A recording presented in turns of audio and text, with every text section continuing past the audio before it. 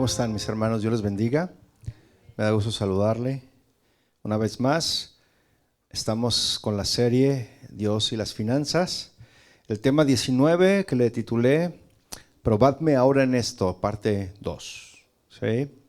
El texto base que estamos estudiando, mis hermanos, es Malaquías, el libro de Malaquías, capítulo 3, verso 10. En lo que usted le busca, yo le voy a dar una breve introducción. Esta introducción es un poco histórica, porque Israel, mis hermanos, en tiempos de Malaquías, aproximadamente en el año 450 o 430 antes de Cristo, Israel ya había regresado del exilio y habían reconstruido el templo. Sin embargo, mis hermanos, el fervor espiritual en Israel había decaído. El culto se volvió rutinario y debemos, mis hermanos, en eso tener mucha atención, de no ser rutinarios, que no sea una rutina el solamente venir por venir, ¿verdad? A este lugar, que no se vuelva rutinario, ¿no? Porque en el pueblo de Israel, en el tiempo de Malaquías, para ellos el culto se volvió rutinario. Los sacerdotes eran descuidados y el pueblo entonces comenzó a retener, a tomar lo que era de Dios. Y este pasaje no es simplemente sobre dinero, mis hermanos, sino sobre el corazón del pueblo de Dios. Es un espejo, mis hermanos, para nosotros esta enseñanza, porque debemos hacernos esta pregunta: ¿estamos honrando a Dios con lo que le pertenece o estamos reteniendo lo que debería de sostener su obra y su misión? Eso es algo que deberíamos de preguntarnos. Y sabe, vivimos, mis hermanos, en una cultura marcada por las crisis económicas, crisis financieras, hay deudas, hay inflación, hay temor al futuro. Vivimos en una sociedad y en una cultura marcada por estas cosas. Y muchos, mis hermanos, buscan una seguridad en el dinero. Algunos quieren ver sus cuentas reflejadas ahí en números para sentirse seguros, ¿sí? Pero Dios, mis hermanos, nos recuerda en Malaquías que la verdadera bendición no depende de acumular, sino de confiar y obedecer en Dios, en Él, con lo que tenemos. ¿Tiene Malaquías 3:10? Mire, y hablando de acumular, ¿verdad? Porque hay personas que les gusta acumular, ¿sí? Que tienen sus garajes llenos de cosas que tienen años que no los usan. Y si ya tiene más de un año, algo que usted tiene guardado en un garage, y tiene más de un año, ya no lo va a usar nunca. Mejor haga una venta de garage, ¿sí? O regálelo a alguien que lo necesite. ¿Estamos? Malaquías 3:10 dice: traed todos, o dice algunos. ¿Cómo dice ahí? Todos, traed todos, traer todos los diezmos al alfolí, y haya alimento en mi casa. Y probadme ahora en esto, dice el Señor de los ejércitos, si no os abriré las ventanas de los cielos y derramaré sobre vosotros bendición hasta que sobreabunde. Hoy, mis hermanos, veremos que dar a Dios no es un negocio, sino un acto de fe, mis hermanos, un acto de obediencia, un acto de amor que abre la puerta del cielo, la puerta de su bendición y de su misión. La semana pasada, si usted lo recuerda, les comenté que la gente tiende a ponerse bastante gruñona cuando quieres derribarle sus ídolos.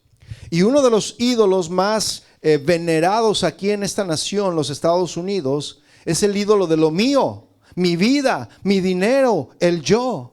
Ese es el ídolo más venerado. Y Dios nos dice cómo pensar, Él nos dice cómo debemos de actuar, particularmente, mis hermanos, en nuestra perspectiva sobre el dinero. ¿Estamos? Las estadísticas, como le comentaba la semana pasada, las estadísticas dicen que solo el 5% de los que se reúnen en las iglesias, solamente el 5% de un 100% dan el diezmo, mis hermanos. Aquí en los Estados Unidos ya ve que esta nación se caracteriza mucho por las estadísticas, ¿no? Y las estadísticas eso dicen que el 5% de los hermanos que se reúnen en las iglesias, solamente el 5% diezman, dando el 10% de sus ingresos a la iglesia. Entonces, el lamentable estado de la iglesia en Estados Unidos, mis hermanos, refleja el lamentable estado de Israel en los días de Malaquías. Pues vemos la misma negligencia también el día de hoy. Hoy nosotros comprendemos que todas las bendiciones materiales y espirituales, ¿de quién vienen, mis hermanos? ¿De quién provienen? Provienen de Dios. Y Dios, mis hermanos, había ordenado a su pueblo que devolviera una parte de sus ingresos. ¿Cuál era esa parte? El 10%, así es, como muestra de su confianza. Nosotros le devolvemos al Señor un 10% de lo que Él nos ha dado como parte de la confianza que le tenemos a Él, en lugar de confiar en lo que tenemos guardado, en lugar de confiar en lo que tenemos en el banco, ¿sí? De confiar en las riquezas. Pero ¿qué pasó con el pueblo de Israel? Ellos desobedecieron este mandato y así lo que hicieron fue, con esta acción, fue que le robaron a Dios lo que por derecho a Dios le pertenecía. Y si queremos, mis hermanos, reflejar adecuadamente a Dios en nuestras vidas, lo hacemos en todos los aspectos, ¿sí? Y una manera, mis hermanos, de hacerlo es siendo generosos con Dios, es siendo generosos con su obra, financieramente hablando, ¿sí? Si fallamos en esto, limitamos nuestra confianza, mis hermanos, en la ley y por lo tanto limitamos la bendición por parte de Dios, ¿sí? Entonces, esto nos lleva al capítulo 3, que estamos estudiando en el versículo 6, para recordar un poco lo que vimos la semana pasada. Dice el capítulo 3, versículo 6, porque yo, el Señor, no cambio. Por eso ustedes, oh hijos de Jacob, no han sido consumidos. Y esta palabra no cambio significa que el Señor es inamovible, que Él es inmutable, que Él no cambia de parecer ni de sentir, ¿sí? Y qué consuelo saber, mis hermanos, que Dios es inamovible. Y como Dios no cambia sus promesas, mis hermanos, no han cambiado. Él no cambia, por lo tanto sus promesas siguen siendo las mismas. ¿Cierto o no? Las del Antiguo y las del Nuevo Testamento. Y como las promesas de Dios no han cambiado, pues su pueblo no será destruido. ¿Amén o no amén? Y sabe esto, esta acción, este saber, este conocimiento, esto debería de producir adoración y confianza, mis hermanos. ¿Tiene calor? ¿Le prendemos al aire? ¿O sí está prendido el aire? ¿No? ¿Sí? ¿Sí? ¿No le podemos poner más frío para que mis hermanos sonrían? Entonces, esto debería producir adoración y confianza y en todo lo que Dios permite, mis hermanos. Todo lo que Dios permite ayuda para bien a los que le aman, ¿cierto? Entonces, Él los juzgará, ciertamente juzgará a su pueblo en este que estamos estudiando, los purificará, pero no los destruirá, no los consumirá. Y aunque no los consumirá, mis hermanos, Dios sí maldice la autocomplacencia, ¿verdad? Las bendiciones de Dios, mis hermanos, requieren fidelidad. Como dice Malaquías 3:7, dice, desde los días de sus padres se han apartado de mis estatutos y no los han guardado. Vuelvan a mí y yo volveré a ustedes, dice el Señor de los ejércitos. Pero dicen, ¿qué es lo que dice el pueblo? ¿Cómo hemos de volver? Y esta palabra de vuelvan a mí, esta frase, significa regresen, dense la vuelta, regresen a mí, no solo por emoción, sino por dirección, regresen a mí. Y Dios lo que nos ofrece, mis hermanos, es el derecho a regresar. Pueden regresar, les dijo el Señor, yo los recibiré. Y Dios está misericordiosamente listo, no le había dado la espalda a su pueblo. De hecho, había sido todo lo contrario. Ellos le habían dado la espalda a Dios. Y mis hermanos, es un llamado, como lo vimos la semana pasada, es un llamado al arrepentimiento. Pero ellos le preguntan a Dios, ¿cómo regresaremos? ¿Cómo? Y no es porque no sabían, sino así como que, ¿cómo? Si no nos hemos apartado, aquí estamos. Somos el pueblo elegido tuyo, ¿sí? Entonces todo lo que sigue en este texto, mis hermanos, podría parecer como si Podría parecer como si uno pudiera merecer o comprar el favor de Dios mediante una buena donación financiera. Como decir, no, pues entonces voy a darle al Señor para obtener su favor. Porque pues si el Señor ama al dador alegre, pues yo voy a dar con una sonrisa. Voy a dar. Pero por dentro estás con que, ay Señor, que no vaya. ¿Verdad? Entonces Dios, mis hermanos, mediante una buena donación financiera, mediante una buena administración, Él no con esto ya se complace y ganamos su favor, ¿cierto? Pero solo Dios puede merecer su propio favor. Malaquías 3:8, vea lo que dice rápidamente. Dice, ¿robará el hombre a Dios? ¿Usted qué dice? ¿Robará el hombre a Dios? Sí. Pues ustedes me han robado, dice el Señor, ustedes me están robando. Pero dice, ¿en qué te hemos robado? Le dice el pueblo, ¿en qué? Y el Señor le responde inmediatamente y les dice, en los diezmos y en las ofrendas. Y esta palabra robar, mis hermanos, que dice este texto, es la palabra defraudar, es la palabra saquear. ¿Sí? Entonces, retener diezmos y ofrendas, mis hermanos, desfinanciaba el templo y descuidaba a los vulnerables. La infidelidad económica es espiritual y comunitaria. Afecta adoración y afecta justicia también. Entonces el diezmo sostenía a los levitas, a los sacerdotes y sostenía a su culto. Eso ya lo vimos la semana pasada en Números 18-21. Nada más le estoy dando un resumen rápidamente para recordar. Y el diezmo también participaba del cuidado social, ¿sí? Entonces, con Dios es igual, mis hermanos. Disfrutamos de su provisión, disfrutamos de sus bendiciones, pero Él nos pide fidelidad en devolverle una parte. Cuando no lo hacemos, mis hermanos, nos convertimos en beneficiarios que retienen lo suyo. Y le comentaba también la semana pasada que hay quienes argumentan, hay hermanos que argumentan que el diezmo ya no es efectivo para los cristianos del Nuevo Testamento. Y pasan por alto este pasaje de Malaquías. Y con frecuencia, mis hermanos, leemos el Antiguo Testamento equivocadamente, consolándonos con que esto era para Israel. Eso ya no es para nosotros, es para el Antiguo Testamento, es para el pueblo de Israel. Nosotros ya estamos en la época de la gracia. El diezmo ya no aplica. Bueno, entonces algunos dicen, por lo tanto ya no es nuestra obligación dar el diezmo, ¿verdad? Ni las ofrendas. Pero ¿sabe qué? Si hace usted eso, usted se pierde la lección que nos enseña esta escritura.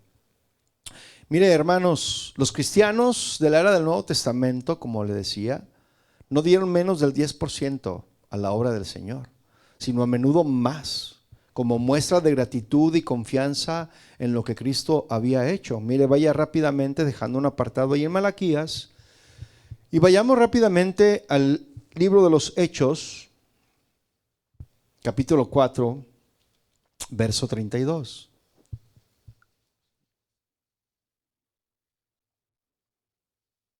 ¿Lo tiene? Dice, la congregación de los que creyeron eran de un corazón y un alma. Ninguno decía ser suyo lo que poseía, sino que todas las cosas eran de propiedad común. Con gran poder los apóstoles daban testimonio de la resurrección del Señor Jesús, y había abundante gracia sobre todos ellos. No había pues ningún necesitado entre ellos, porque todos los que poseían tierras o cosas las vendían, traían el precio de lo vendido y lo depositaban a los pies de los apóstoles, y se distribuía a cada uno según su necesidad. Mire, este acto, estamos viendo aquí, es un acto que mostró un corazón desprendido, un corazón generoso, dispuesto a animar y ayudar. Pero debo de hacer una aclaración con respecto a este versículo, porque algunos hermanos van a pensar que no, pues ojalá y venda ese carro que tiene para que me ayude. Entonces, mire, el contexto histórico y social de estos versículos, en el mundo romano había gran desigualdad social. Los ricos tenían abundancia y los pobres sufrían sin derechos ni apoyo en esa época. Entonces la iglesia, mis hermanos, se convierte en una contracultura, como lo es hasta hoy en día. La iglesia cristiana siempre va contra la cultura, ¿sí o no? Va en contra de los pensamientos, de las ideologías, y siempre van a chocar en todas las culturas. Entonces, la iglesia se convierte en una contracultura y en lugar, ¿verdad? Un lugar donde los ricos y pobres son iguales, perdón, sí, en la contracultura, y esto es que un lugar donde ricos y pobres son iguales en Cristo. Es decir, como lo que dice Gálatas, que ya no hay ricos, ya no hay pobres, ya no hay hombre, ya no hay mujer, ¿verdad? Porque antes hacían menos a las mujeres. Ya no hay rico, ya no hay pobre, ya no hay hombre, ya no hay mujer, ya no hay gentiles, ya no hay judíos, sino que todos son uno en Cristo Jesús. Esa es la anticultura, mis hermanos, porque en esa cultura romana hacían mucha diferencia. Entonces, al compartir, estaban rompiendo con la cultura del egoísmo y del estatus social de la época. Así que este acto, mis hermanos, mostró un corazón desprendido y generoso, dispuesto a animar y ayudar. Y ahora, ¿verdad? Ahora los creyentes no dependían de hombres, mis hermanos. Y usted se da cuenta, no vemos a ningún creyente pidiendo pan. Porque ¿qué dice la Escritura? Que nunca veremos a un justo mendigando pan, ¿sí? Ni a un huérfano ni a una viuda desamparados. Eso dice la Escritura. Y si eso dice la Escritura, es porque así es, ¿sí? Entonces, en estas porciones que yo le estoy diciendo, nunca vemos a los discípulos o a los hermanos creyentes que se estaban reuniendo ahí en el libro de los Hechos. Ay, ¿saben qué? Pues ustedes son ricos. Yo soy pobre. ¿Qué les parece si venden sus terrenos, sus casas y lo reparten entre todos?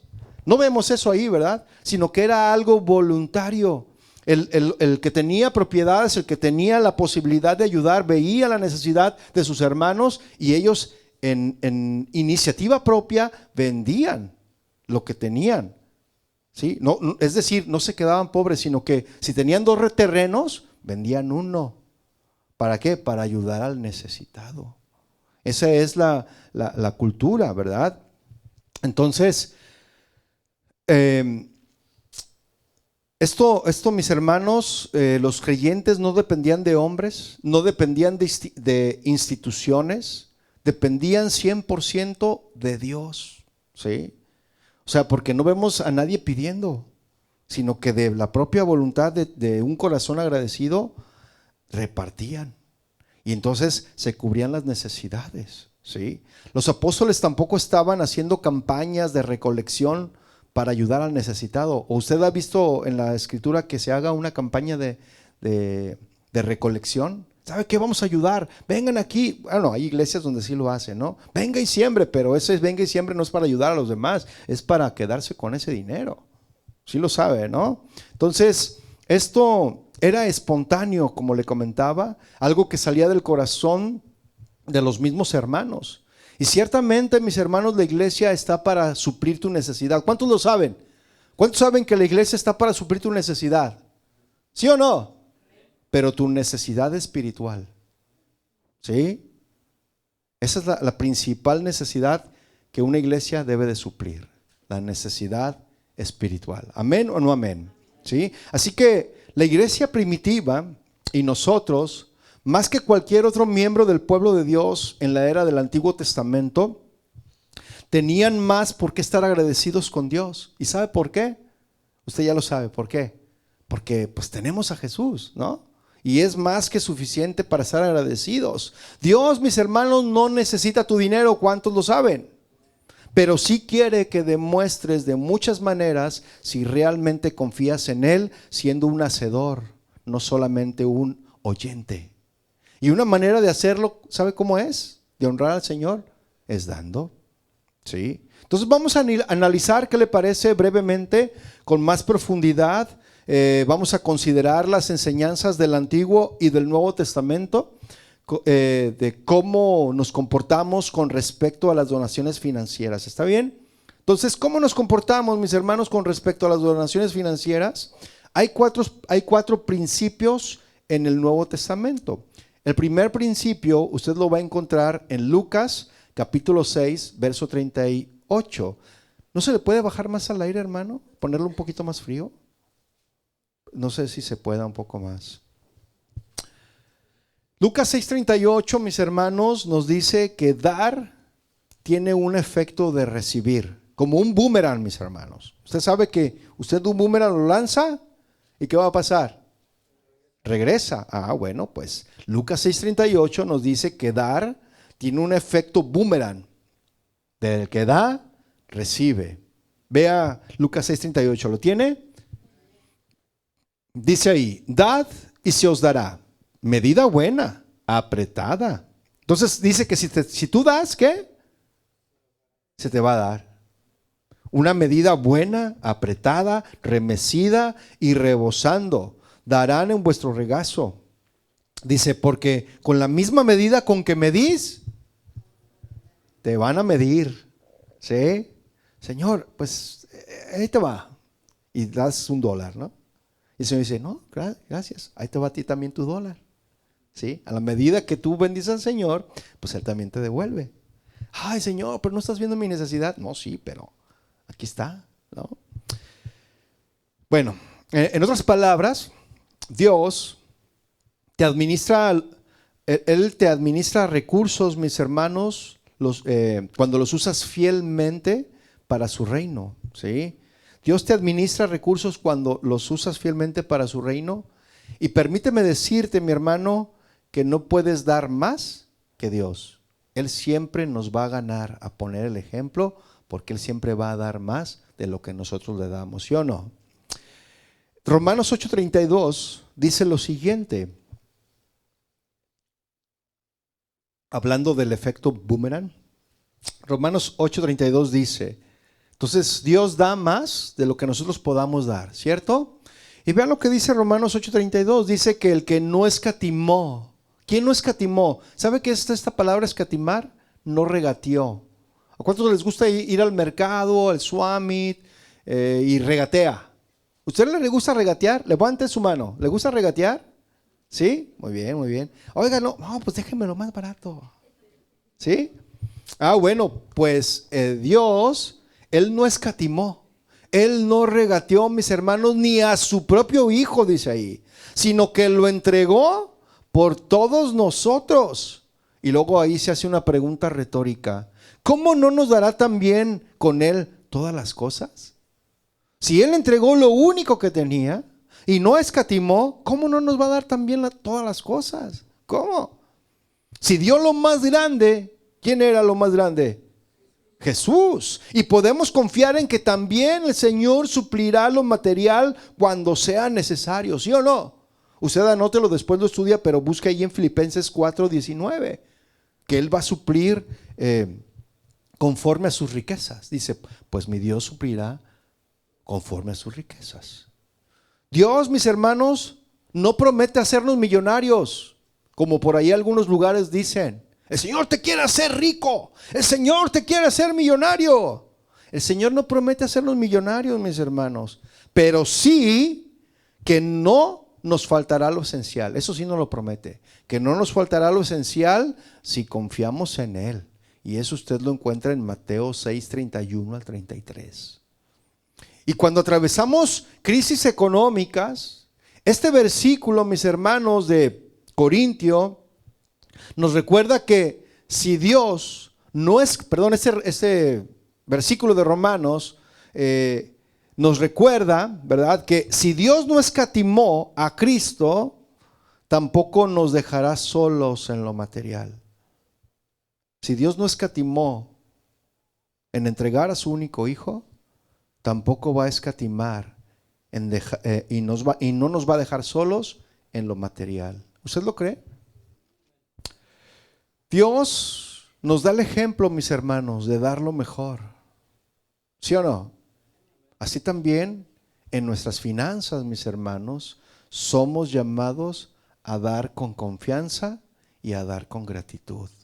Eso dice 2 Corintios 9, versículos 7 y 8, que vamos a leer más adelante. Ahora bien, esto no significa, mis hermanos, que siempre tendrás riqueza. ¿Cuántos lo saben? Y que si tú das, vas a tener bendiciones materiales. Eso no significa eso. sino que recibirás el mismo cuidado o incluso mejor del que mereces. ¿Sí? Esto que estamos viendo aquí de Romanos. Mire, déjale, doy un testimonio. Usted recuerda cuando me quedé sin trabajo, le platiqué, ¿verdad? Y tenía ya 2 meses, pero llegaban los cuervos, ¿verdad? Bueno, usted sabe, llegaban personas, tocaban a mi domicilio y ¿sabes qué? Siento en mi corazón, llegaban hermanos y decían, siento en mi corazón traerte esto, Dios puso en mi corazón traerte estas bolsas de despensa, Dios puso en mi corazón traerte este sobre. Y así sucedió hasta que cierto día el profe, que en ese entonces era el pastor, quien era el que llevaba la iglesia, administraba la iglesia de Casa de Oración Estadio, dio un tema acerca de las finanzas y habló acerca de la falta de trabajo. Y yo no le había dicho a nadie nada. Yo no había ido con el pastor para que me ayudara. No había ido con los hermanos. Yo estaba esperando en el Señor, confiado. Entonces cuando el pastor dijo, levántense todos los que, y al final para orar, todos los que están pasando por algún problema financiero o no tienen trabajo, yo me puse de pie, mis hermanos. O sea, no me dio vergüenza decir, ay, ¿qué van a pensar de mí? ¿Qué van a decir de mí? Yo que soy el que dirige la alabanza, soy el director de alabanza y sin trabajo. Van a pensar que no estoy bendecido. No, me puse de pie y fue cuando sí se acuerda que le platiqué, ¿no? Que se sorprendió, dijo, mira, nuestro líder de alabanza no tiene trabajo, vamos a orar, ¿no? Y empezaron a orar. Entonces ahí, mis hermanos, cuando mi suegro se dio cuenta de eso, mi suegro, pues él tiene posibilidades de ayudarnos, tiene posibilidades económicas, pero tampoco acudí a mi suegro, porque él tiene posibilidades económicas para ayudarnos, pero no acudí a él. Pero dice él que él cuando vio eso, dijo, no, pues tengo que ayudarles. Dijo, les voy a ayudar. Voy a darles una ofrenda cada mes para que se sostengan en lo que encuentren un trabajo. Y cuando él estaba preparando eso, después de que Dios le enseñó, ¿verdad? Él estaba preparando una ofrenda. Cuando escuchó la voz de Dios, le dijo, ¿sabes qué? No lo hagas. Y que se quedó así como, dijo, ¿qué? No, esto no, creo que no, esto no es de Dios. Eso que oigo no es de Dios, no lo hagas porque yo estoy tratando con ellos. Entonces, mi suegro se quedó confundido y dijo, ¿sabes qué? Esto no sé si sea de Dios o no. Voy con el pastor para preguntarle. Y fue con el pastor, le digo, oye pastor, fíjate que pues ya ves la situación de mi yerno, de mi hija, están atravesando por una situación económica, no tienen trabajo. Y pues yo quiero ayudarles, estaba preparando así, ¿no? Ayudarles para una mensualidad.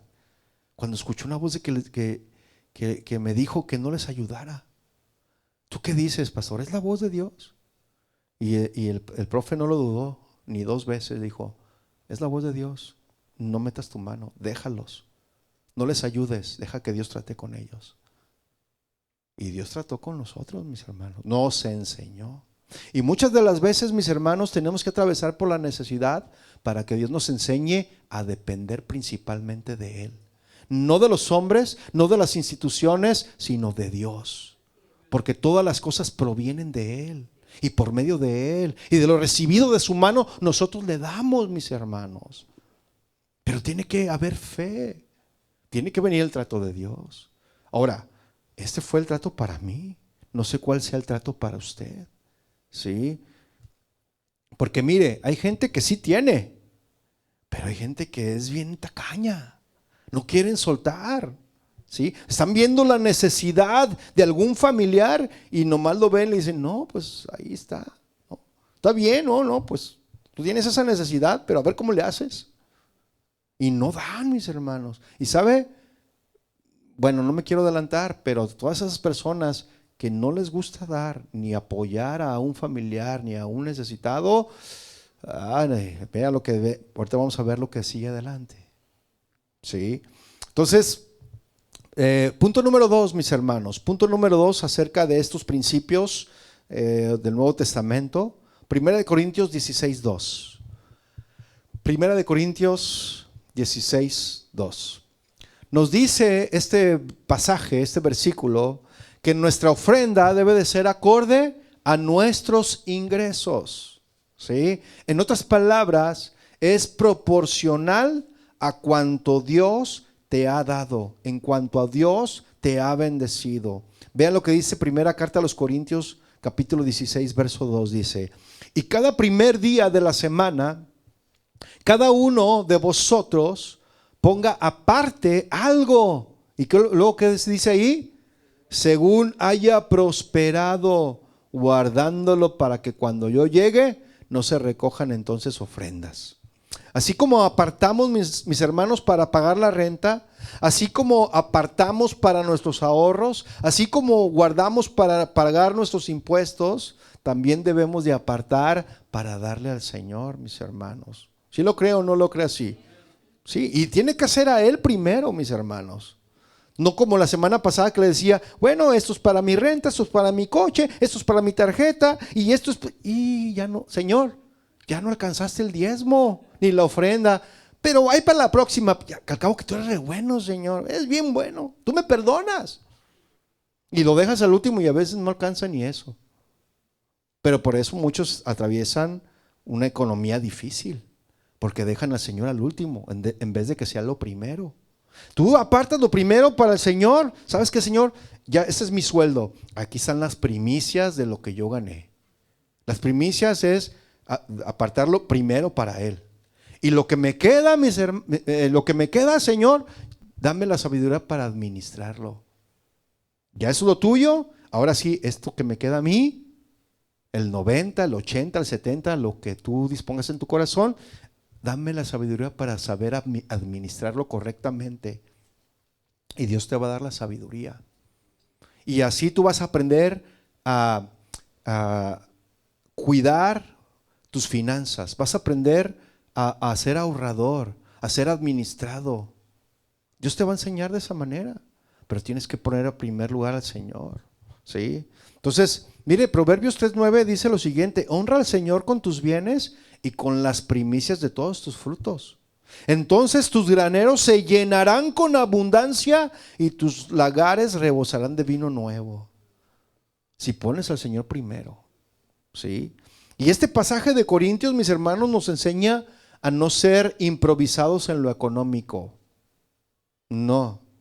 El cristiano, mis hermanos, debe de vivir con disciplina financiera. Porque de verdad, mis hermanos, se supone que los cristianos no debemos de pasar situaciones difíciles financieras. Mire, yo me admiro de los judíos. Los judíos son bien administrados. Se ayudan entre sí, eso sí. Se ayudan entre sí, entre los hermanos, ¿no? Se ayudan entre ellos, se apoyan, pero son administrados. Tienen negocios, le dan al Señor lo que es del Señor, apartan primero, de verdad. Ellos primero, esto es del Señor.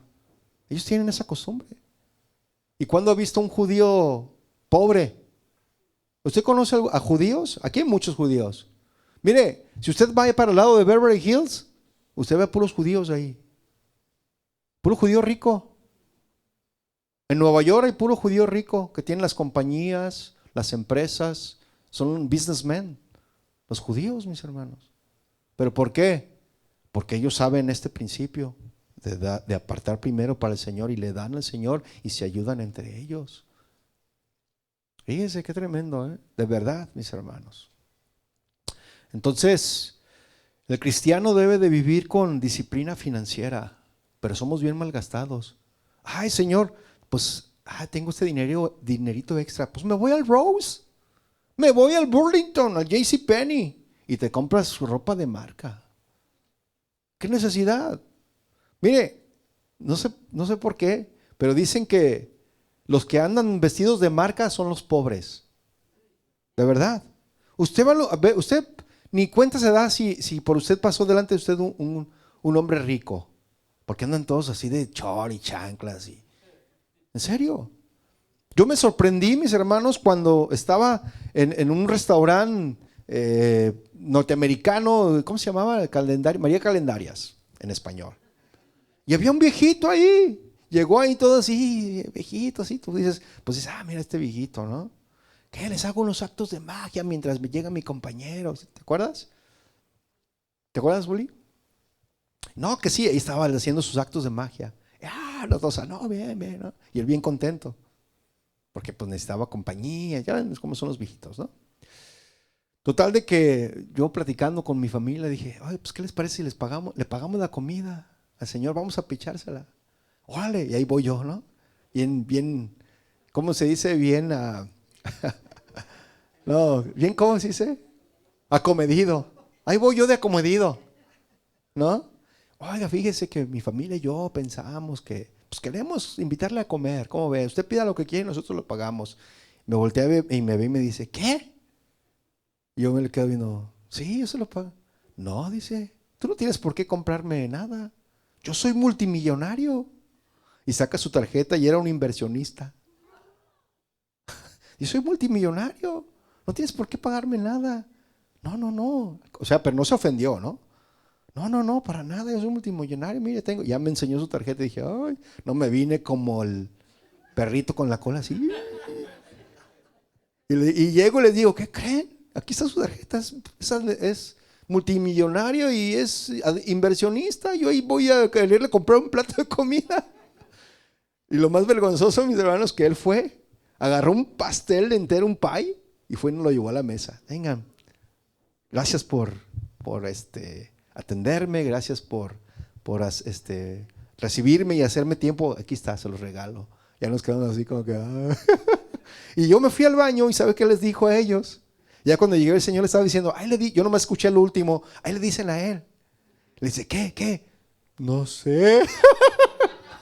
¿Y cómo que no sé? No, ¿qué tal si dijo, yo les voy a dar para una iglesia nueva? No, no es cierto. ¿No? Y yo dije, bueno, pues ya, ni modo, nos perdimos de la bendición.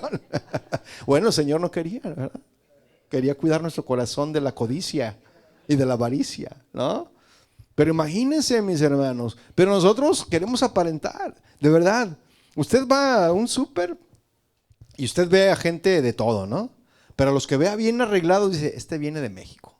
O este viene de Latinoamérica, porque llegan a un súper con tacones y arreglados y pintados. ¿Y qué pasó, no? Y la mayoría van todos de chancla. Es más, algunos hasta de pijama, ¿no? Y esos que van de pijama, pues, ni se preocupan. Digo, algún cierto parecido a la realidad es mera coincidencia, ¿eh? Entonces, ya volviendo al tema. El cristiano, como le decía, debe de vivir en disciplina financiera. Entonces, cuando damos con orden, también aprendemos a administrar mejor lo que nos queda, ¿cierto? El orden es primero Dios y después todo lo demás, ¿sí? Aprendemos a administrar. Entonces, una persona que recibe su sueldo cada quincena decide primero separar una parte para Dios y otra para ahorrar antes de gastar. Dios, ahorrar y después los gastos. Así debe de ser, mis hermanos, ¿sí? Entonces, al hacerlo con disciplina, nunca te vas a quedar corto, porque aprenderás a vivir con lo que tienes y a reconocer que todo viene de Dios, ¿sí? Tercer principio, mis hermanos. Segunda de Corintios capítulo 8, versículo 7. Nos dice este versículo, mis hermanos, que dar es un acto de gracia que muestra a los demás la autenticidad de nuestro amor. ¿Por qué? Porque dice que debemos de dar ofrenda a los santos.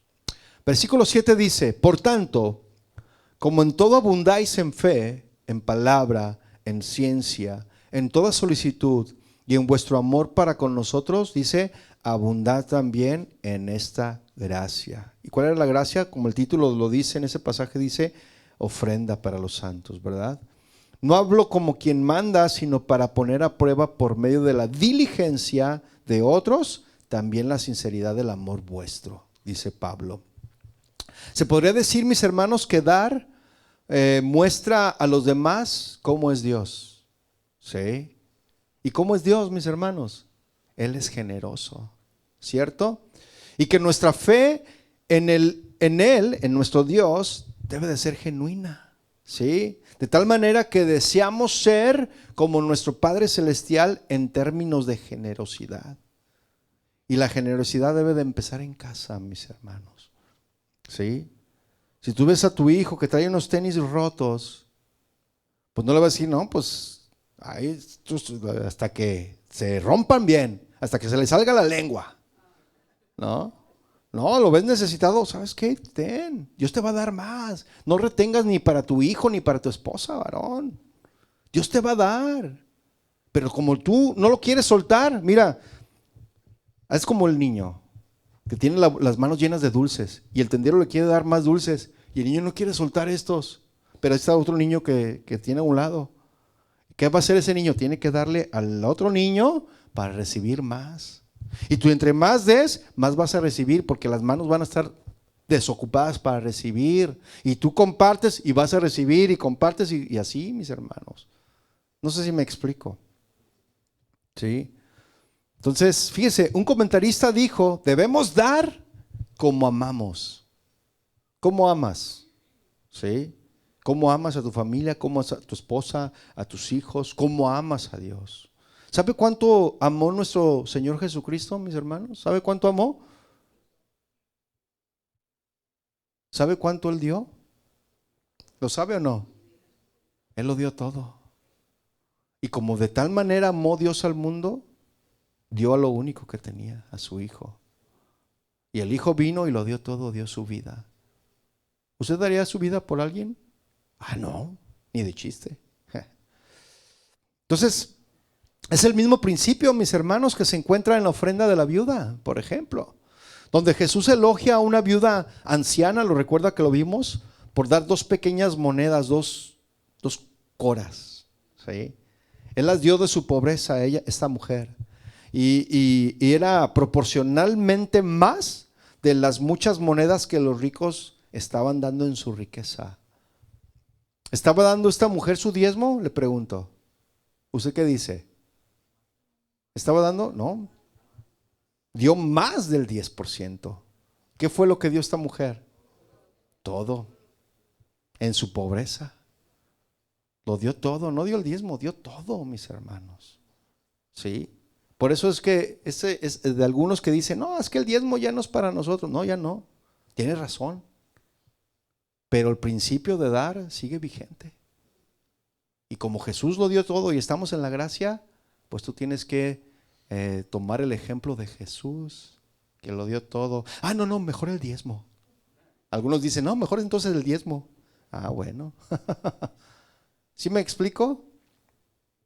Entonces, dio más del 10 esta anciana, esta mujer, lo dio todo, al igual que el Padre lo dio todo, porque Él dio a su único Hijo. Amén. Cuarto principio, mis hermanos, 2 Corintios 9:7.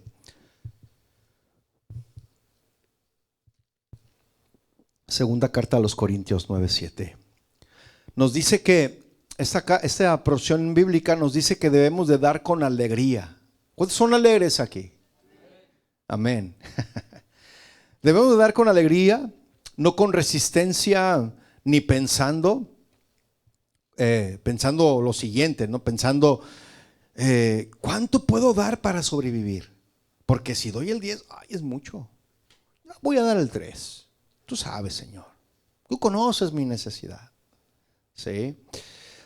No debemos de pensar así, mis hermanos, sino en cómo puedo ser una bendición con alegría.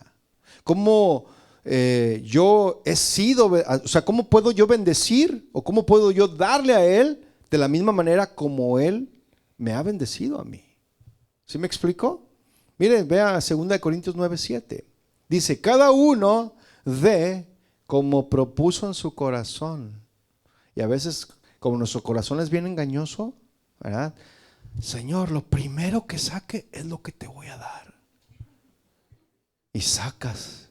Y ves que es uno de Hacienda y dices, ay, te reprendo, Satanás. Y lo lees así, lo ves y, ay, sí, este sí, aquí está, Señor, aquí tú te estás manifestando. Y echas tus $5, ¿no? Digo, da risa, pero algunos así les escatiman con el Señor. Regatean con el Señor. Cuando Él no escatimó, Él no regateó nada, mis hermanos. ¿Cierto o no? Entonces Dios busca nuestros corazones, mis hermanos. Dice Dios, dice, cada uno dé como propuso en su corazón, no con tristeza ni por necesidad. Ay, Señor, te voy a dar para que me des, porque dice que pues tú nos vas a bendecir. Si damos, nos vas a bendecir. Si tú lo haces así, lo estás haciendo equivocadamente. ¿Sí? Ni por necesidad, porque Dios ama al dador alegre. Entonces, Dios busca nuestros corazones, ¿cierto o no? No busca nuestras cuentas. Él quiere que experimentemos el gozo de dar, mis hermanos, con alegría. Él quiere eso. Y es una alegría, mis hermanos, cuando abrimos las manos y soltamos ese egoísmo, ¿sí? Así que suelta ese egoísmo y el control sobre el dinero y experimenta el gozo de dar. Ahora bien, al menos hay dos peligros de los que debemos tener cuidado, mis hermanos. El primer peligro del cual debemos de tener cuidado es que podemos dar a Dios y a su obra con motivos equivocados. Es aquí donde quería llegar, ¿sí? ¿Por qué? Porque vamos a alimentar nuestro orgullo. Un orgullo santurrón. Así como los fariseos, ¿no? Que diezmaban todo. Ellos diezmaban incluyendo los condimentos, mientras descuidaban asuntos más importantes. Jesús mismo confrontó a los fariseos por este problema, allí en Mateo 23, si gusta ir y verlo conmigo, si no aparece en la pantalla. Pero vea lo que Jesús les dijo a los fariseos, a los religiosos. Les dijo en Mateo 23: ay de vosotros, escribas y fariseos, buena onda. Escribas y fariseos bien santos en el Señor, ¿no? Escribas y fariseos, ¿qué les dijo el Señor? Ay, hipócritas, lo dijo el Señor. Dice, porque diezman la menta. Entonces, ¿en el tiempo de Jesús se diezmaba o no se diezmaba? Pues, ¿en el Nuevo Testamento se diezmaba o no se diezmaba? Pues, es que luego confunden, ¿eh? Algunos hermanos. Dice, porque diezman la menta y en el eneldo el comino, dice, y el comino, y dejas lo más importante de la ley, la justicia, la misericordia y la fe. Y de aquí puede salir un tema, mis hermanos. Y aquí, nomás de este versículo, puede salir un tema al respecto. Y creo que sí, yo creo que me voy a alargar un tema más, o dos, de esta serie, que ya la iba a terminar. Pero el Señor cada vez nos da llevando por más. Y fíjese, la justicia y la misericordia y la fe es descuidada. Porque ellos cumplían con la ley, entre comillas. Pero lo más importante no lo hacían. Entonces aquí Jesús reconoce que ellos cumplían con el dar, pero lo hacían para aparentar santidad. Véanme. Hermano, me da cambio de uno de 500, pero si nomás los billetes llegan hasta el 100. Ah, de veras, ¿verdad? Ahí le va, hermano. ¿Sí? Nada más era para aparentar santidad, descuidando lo que verdaderamente importa. ¿Y qué es lo que verdaderamente importa, mis hermanos? Un corazón justo, ¿sí o no? Un corazón misericordioso y fiel. Eso es lo que más importa, ¿cierto o no? Es decir, el dar de estos fariseos estaba contaminando o estaba contaminado por su orgullo. Daban, pero orgullosamente. Y eso, mis hermanos, hasta el Señor les dice así como que, si vas a dar así, mejor ni des. ¿Sí? Y había una autojustificación. ¿Sí? Entonces, dar no es malo, es bueno y necesario. ¿Cuántos lo creen? Pero si el dar nace de un orgullo santurrón o de la búsqueda de reconocimiento, pierde su valor delante de Dios. El verdadero dar, mis hermanos, nace de un corazón agradecido, de un corazón humilde y un corazón que confía en el Señor. ¿Podemos dar con los motivos equivocados? O, número 2, el otro peligro es, podemos dejar de dar a Dios y a su obra alimentando una avaricia egoísta. ¿Sí? Son los dos extremos, si usted se da cuenta. Así como el orgullo santurrón puede corromper nuestra ofrenda, también la avaricia egoísta puede llevarnos a dejar de dar a Dios y a su obra. Y la Biblia habla fuerte sobre este peligro. Vaya por favor a Lucas 12:15, Si gusta, si no, va a aparecer en su pantalla. Pero Lucas 12:15 dice lo siguiente: mirad y guardaos de toda avaricia, porque la vida del hombre no consiste en la abundancia de los bienes que posee. Entonces, cuando dejamos de dar, mis hermanos, porque queremos guardarlo todo para nosotros, no, esto no se toca. Esto es mío, luego mío y después mío. Esto no se toca. Entonces, cuando dejamos de dar porque queremos guardarlo todo para nosotros, revelamos que confiamos más en las riquezas que en Dios. Estamos confiando más en las riquezas. Estamos confiando más en el banco, en la cuenta bancaria, que en Dios. ¿Sí? Por ejemplo, el joven rico, mis hermanos. Ahí en Marcos 10:17-22, nada más se lo digo rápidamente. Jesús estaba invitando a este joven a entregar lo que tenía para seguirle, ¿sí o no? Lo estaba invitando, pero el corazón de este joven estaba atrapado en la avaricia, mis hermanos. Y prefirió este joven sus bienes antes que la vida eterna. Qué tremendo, ¿no lo cree? Su egoísmo le impidió experimentar lo mejor de Dios. Y eso, mis hermanos, nos puede suceder a nosotros. Por ser egoístas no experimentamos la bondad, no experimentamos lo mejor de Dios. Y Dios nos quiere bendecir. Pero ¿cómo nos va a bendecir si somos egoístas? Somos orgullosos. ¿Sí me explico? Entonces, podemos dejar de dar, mis hermanos, a Dios y a su obra por avaricia cuando decimos, primero yo, si sobra, le doy a Dios. ¿Sí? Y vivimos acumulando para lujos, pero nos duele ofrendar. ¿Sí? Justificamos, Dios no necesita mi dinero. Algunos se justifican así, olvidando que dar no es por necesidad de Dios. O Dios tiene necesidad, mi hermano. Pues Él es el dueño de todo, mis hermanos. ¿Sí? Entonces olvidamos, mis hermanos, que dar no es por necesidad de Dios, sino por formación de nuestro corazón. Dios quiere formar nuestro corazón. Él quiere quitar esa avaricia, ese egoísmo de nuestro corazón. Ya lo hemos visto durante toda esta serie, mis hermanos. Entonces Jesús nos recuerda en Mateo 6:19-21, yo se lo parafraseo rápidamente. Jesús nos dice, no hagáis tesoros en la tierra, sino haceos tesoros en el cielo, porque donde esté vuestro tesoro, allí estará también vuestro corazón. ¿Dónde está tu corazón? ¿En las cosas de la tierra o las del cielo? ¿Dónde está tu corazón? ¿Sí? Si podemos dejar de dar a Dios por avaricia egoísta, sí lo podemos hacer. Sí podemos dejar de dar a Dios por avaricia egoísta.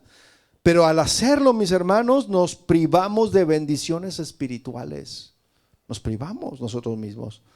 Nos alejamos de la confianza en Dios y quedamos atrapados en la idolatría del dinero.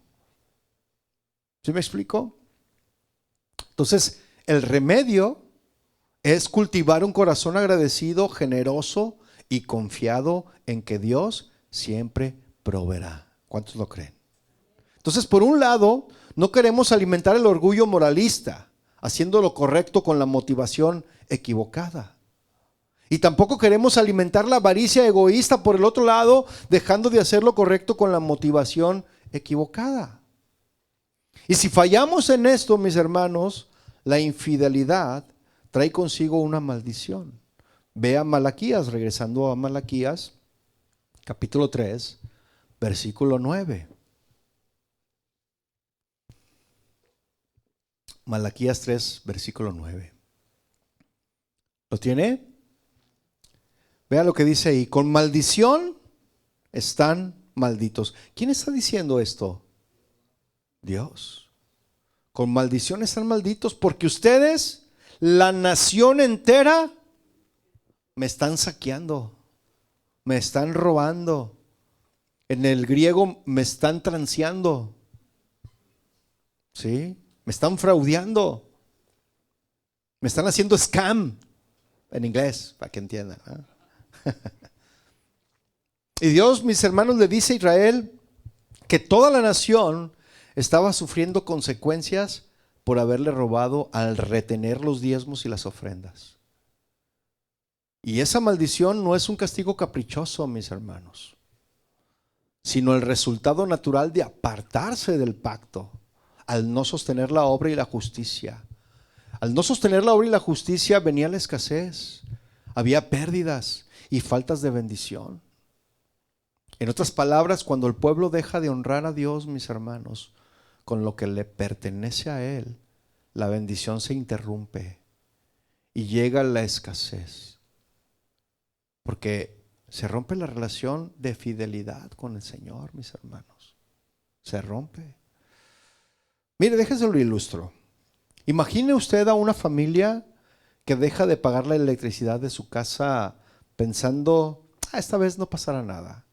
Usted sabe que si usted deja de pagar un mes la luz, ¿qué sucede? Si deja de pagar un mes, no pasa nada, ¿cierto? Le va a llegar un segundo mes donde le dice que tiene un past due, ¿sí? Que se está pasando, que ya tiene, y con ese va a ser el segundo recibo que debe de pagar. Y si usted no lo paga y dice, no pasa nada, ¿qué va a pasar cuando llegue el tercer recibo o se junte el tercer recibo? ¿Usted qué dice? ¿Va a pasar o no va a pasar? ¿Qué va a suceder? Le van a cortar la luz y ya no va a poder ni cocinar, si es que la estufa es eléctrica, o el horno de microondas, ¿verdad? No va a poder ver su novela favorita, ¿verdad? No va a poder ver la predicación de Casa de Oración Southgate por YouTube. No va a poder hacer nada, mis hermanos, sin electricidad. ¿Sí o no? Nada. Va a venir y le van a cortar la luz, ¿sí o no? Parece que no pasa nada, pero al tercer mes, ay, los electrodomésticos dejan de funcionar, el refrigerador se apaga y la comida se empieza a echar a perder. ¿Sí o no, mis hermanos? Los problemas comienzan a acumularse. Y de manera similar, mis hermanos, cuando retenemos lo que es de Dios, aunque parezca que no pasa nada, la falta de fidelidad trae consecuencias naturales que afectan nuestra vida, que afectan nuestra familia y la obra de Dios. De verdad, mis hermanos, de verdad. Y justo después de regresar del exilio, mis hermanos, el profeta Ageo les advirtió que prestaran atención a Dios y a su casa. Eso viene en el libro de Ageo. En ese momento abandonaron la casa de Dios, optando en cambio por reconstruir sus propias casas de lujo, el pueblo de Israel. Para la época de Malaquías, mis hermanos ya habían puesto a prueba y agotado la paciencia de Dios. Y por eso el Señor maldice a la nación. Su tierra seguiría dormida y controlada por los medos y los persas, luego por los griegos y más tarde por los romanos. ¿Sí o no?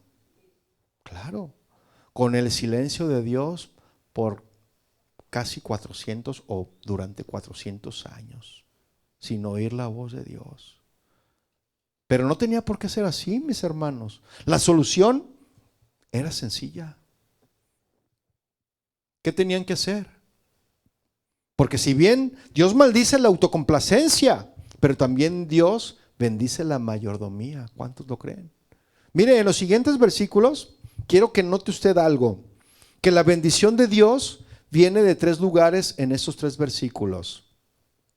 Bendición del cielo, versículo 10, bendición de la tierra en versículo 11 y bendición de las naciones en el versículo 12. Bendición del cielo en Malaquías 3:10 dice lo siguiente. Dice, traigan el diezmo a la folí, para que haya alimento en mi casa y pónganme ahora a prueba en esto, dice el Señor de los ejércitos. Si no les abro las ventanas de los cielos y derramo para ustedes bendición hasta que sobreabunde. Cuando Dios dice que lo pongamos a prueba, indica que no podemos nosotros dar más que Él, que podemos confiarle los dones que nos ha dado. Si piensas que dar a Dios, mis hermanos, resultara en pobreza, déjame decirte que te equivocas. No, es que si le doy a Dios me voy a quedar yo sin poder comprarme la despensa. Te equivocas. El Señor busca derramar bendiciones hasta el punto de decir que sobreabunde. ¿Qué significa sobreabundar? Viene de la idea de algo que rebasa el límite, que no solo es suficiente, sino que se desborda. Es más de lo necesario. Sobreabundar es más de lo necesario, más de lo esperado, una bendición que no cabe en el recipiente. Por ejemplo, usted ve un vaso y está a la mitad. Y un vaso a la mitad es suficiente para calmar la sed, ¿sí o no? Pero si ese vaso lo llenas hasta el tope, ¿cómo va a estar ese vaso? Completo, ¿cierto? Pero si ese vaso que está completo, tú le sigues echando agua, ¿qué va a pasar? Ah, muy bien. Entonces eso es sobreabundar. Se va a derramar las bendiciones. Se van a derramar las bendiciones. Van a sobreabundar las bendiciones. Así es la bendición de Dios, mis hermanos. No se queda en lo básico, rebosa para que también tú bendigas a otros. Y he visto este principio lo he visto ser cierto infinidad de veces en mi vida, en la vida de algunos también. ¿Sí? Y tenemos que aferrarnos a dar, mis hermanos. Y sabe que si nos aferramos a dar, nunca nos va a faltar nada.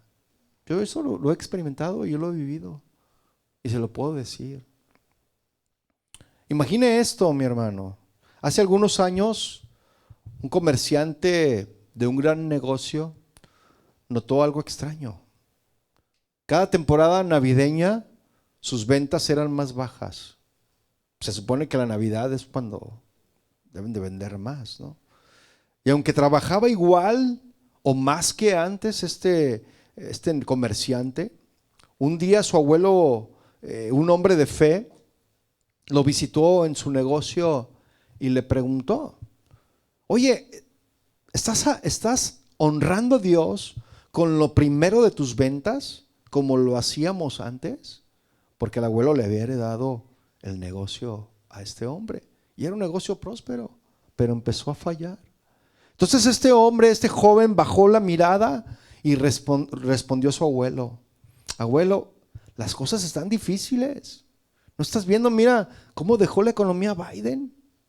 Y ahora el Trump pues como que quiere levantar, pero no, está bien cara la gasolina y no. Las cosas están difíciles y apenas me alcanza. ¿Cómo voy a apartar para Dios?, le dice este joven al abuelo. Y el abuelo lo miró fijamente y le dijo: ese es precisamente el problema. Ese es precisamente el problema. Cuando retenemos lo que es de Dios, no perdemos, dice, solamente el dinero, perdemos la bendición. Pero cuando confiamos en Él, incluso con poco, su provisión nunca falla, le dice el abuelo. Y esa tarde el joven decidió poner en práctica lo que ya había dejado de hacer, lo que había olvidado. Al año siguiente, sus ventas no solo incrementaron, mis hermanos, sino que fueron abundantes. Y aparte, también experimentó paz y confianza en Dios como nunca antes. Mire, hermanos, algo muy parecido estaba pasando en el tiempo del profeta Malaquías. El pueblo trabajaba, sembraba, luchaba, pero seguía bajo maldición porque había retenido lo que era de Dios. Y este versículo 10 nos enseña lo siguiente: un llamado a la obediencia, no solo a dar dinero. Ese es el punto número 1 de esta enseñanza, de este versículo. Nos hace un llamado a la obediencia, no solo a dar dinero. El diezmo en Israel, mis hermanos, era un mandato de la ley. No para enriquecer a alguien, sino para sostener el templo, los sacerdotes, los levitas, a los pobres. Y retenerlo, mis hermanos, era robarle a Dios, porque se descuidaba su obra y a los necesitados. ¿Sí? El punto 2 que nos enseña este versículo nos hace una invitación a confiar en Dios. Dios dice: probadme ahora en esto. Y normalmente tentar a Dios está prohibido, como dice Deuteronomio 6:16 y Mateo 4:7. Pero aquí Dios mismo, mis hermanos, hace una excepción. Él les está diciendo: pónganme a prueba en tu obediencia. Ponme a prueba en tu obediencia y vas a ver que yo soy fiel. El punto central no es el dinero, sino la fe. ¿Crees que Dios te puede proveer? ¿Crees que Dios es tu proveedor? Y punto número 3 de este versículo nos enseña una promesa de provisión abundante. Porque el Señor dice, abriré las ventanas de los cielos. Y abrir las ventanas de los cielos es una imagen agrícola, mis hermanos. Que el agrícola, el hombre que sembraba, pues si había lluvias, había cosecha. Iba a haber bendición, pero si no había lluvia, se iba a perder todo. Sí. Entonces, una lluvia abundante aseguraba buenas cosechas y representa la bendición material necesaria para vivir, pero también la bendición espiritual, paz, protección y gozo. No significa que todos seremos ricos, mis hermanos, sino que Dios suplirá lo que necesitamos y más para bendecir a otros. Y aunque el diezmo como ley ceremonial pertenecía desde luego a Israel, el principio eterno sigue vigente, que es poner a Dios en primer lugar en todo, ponerlo a Él en todo en primer lugar, sostener su obra y ayudar al necesitado y confiar en que el dar no perdemos, sino que al contrario, entramos en la economía de Dios. Jesús lo reafirma en Mateo 6:33, yo se lo leo. Dice, buscad primeramente el reino de Dios y su justicia, y todas las demás cosas vendrán por añadidura. Malaquías 3:10, mis hermanos, hoy nos recuerda que cuando somos fieles con lo que tenemos, Dios se encarga de abrir los cielos a nuestro favor. Y como Dios es perfecto e inmutable, te sugiero que confíes en Él sin reservas. Él está listo para abrirte las ventanas de los cielos y derramar bendiciones hasta que ya no las necesites. Esa es la bendición del cielo, mis hermanos. La bendición de la tierra. Malaquías 3:11. Dice, por ustedes, pruébenme ahora, voy a derramar las ventanas de los cielos. Y dice ahí, y yo voy a reprender al devorador. Debido a su negligencia, Israel había sufrido una peste que devoró sus cosechas, mis hermanos. En el contexto agrícola de Israel, el devorador era una referencia a plagas como la langosta, el pulgón. ¿Sabe qué es la langosta, verdad? El chapulín, se le conoce, ¿no? La langosta, el pulgón o cualquier plaga destructora de cosechas. Era lo que consumía el fruto del esfuerzo del pueblo, mis hermanos, causando pérdidas en las cosechas. Y espiritualmente, mis hermanos, representa todo aquello que roba, desgasta o destruye lo que Dios nos ha dado. Problemas económicos, pérdidas, situaciones que devoran nuestra paz y nuestro fruto.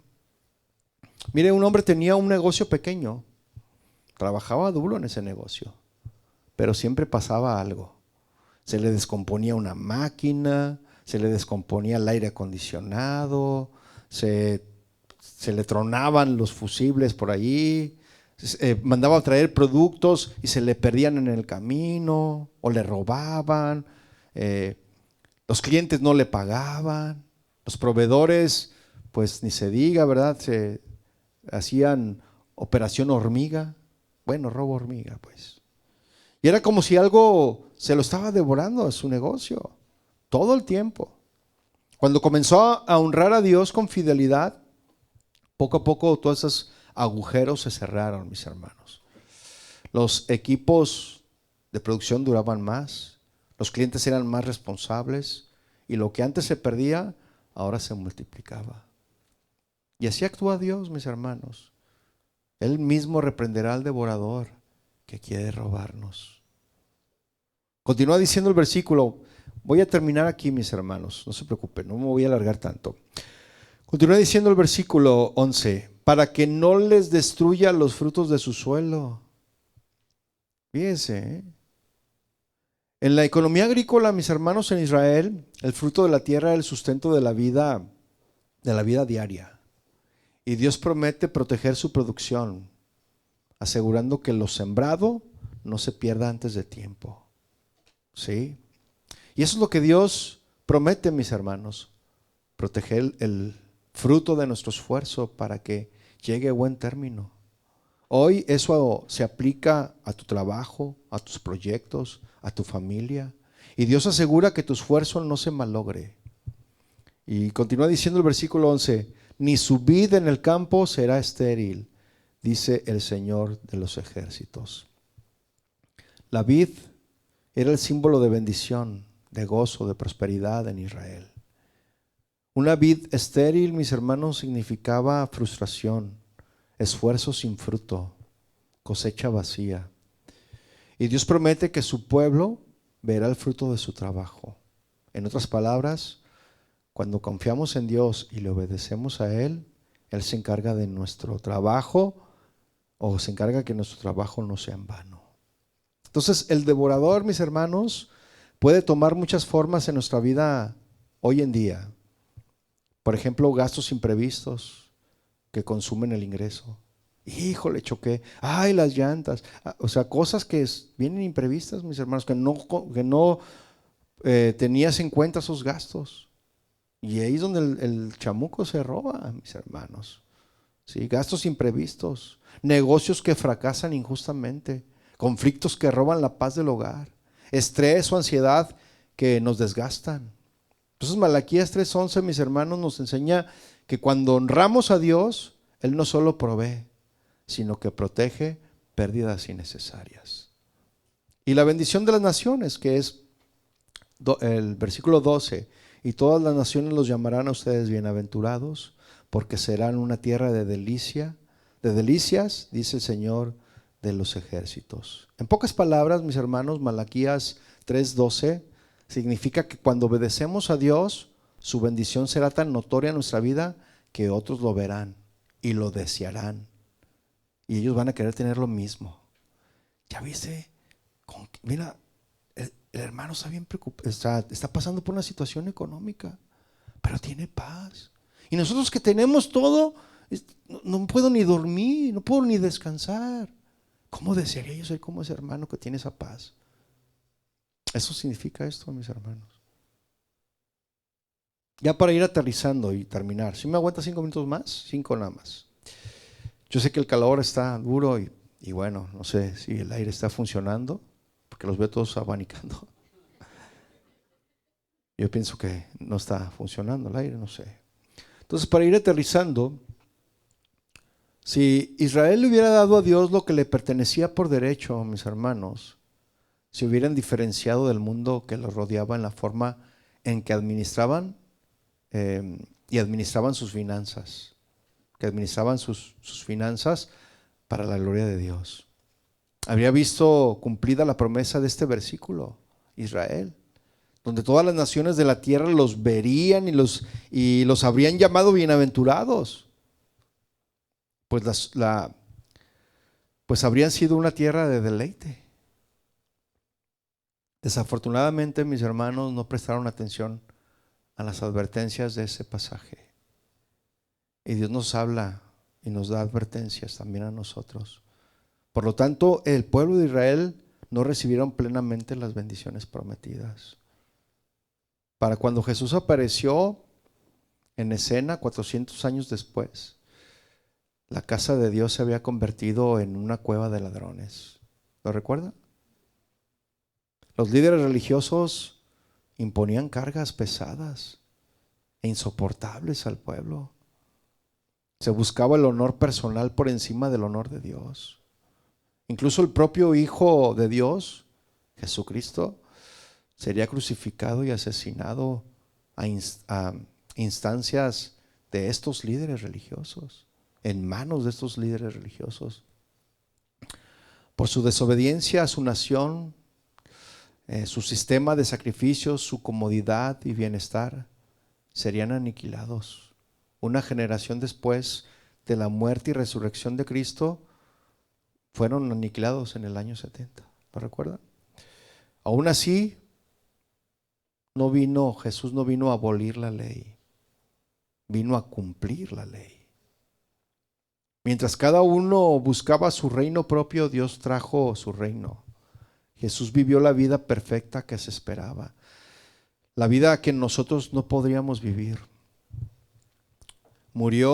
Jesús murió para expiar nuestros pecados y resucitó para que todos los que se arrepientan de sus pecados y crean que Jesucristo es el Salvador y Señor, ahora sean justificados ante Dios.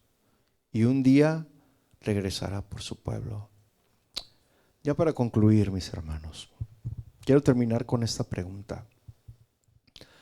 ¿Acaso la forma en que manejamos nuestras posesiones demuestra que nos deleitamos en Dios? Lo que nos deleita es lo que más nos importa, mis hermanos. Donde está tu deleite es lo que más te importa. La manera de recuperar nuestro deleite en Dios no es simplemente empezar a dar, no, sino primero recordar por qué dejamos de dar o nunca comenzamos a hacerlo para la obra de Dios. Después de todo, Dios busca nuestro corazón, mis hermanos, y nuestra confianza. Y entonces, comencemos a dar. Porque Él es el gran dador de vida, mis hermanos. ¿Cuántos dicen amén? Y Él da vida en abundancia a todos los que le buscan. ¿Qué le parece si nos ponemos de pie y oramos al Señor?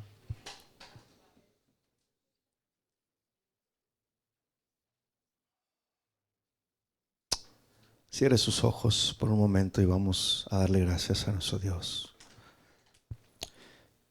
Padre, te damos gracias. Te damos gracias a ti porque en tu palabra tú nos recuerdas que tú eres un Dios fiel, que tú bendices y proteges a los que te honran.